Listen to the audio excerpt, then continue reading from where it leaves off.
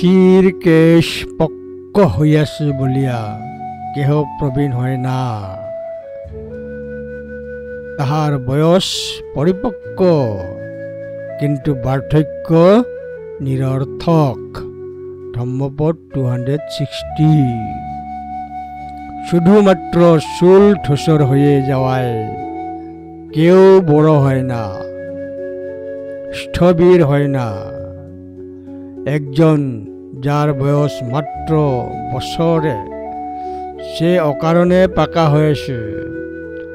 মাথা ধূসর হওয়া সত্ত্বেও একজন মানুষ বৃদ্ধ নয়, সে মাত্র কয়েক বছরে সম্পূর্ণ পাকা।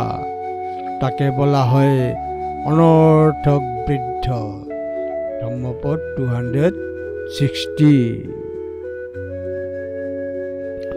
ন তেন থেরহতি জনস্য পলিতং শির পরিপক্ক বয়তস্য মঘ জিন্নতি বুচ্ছতি।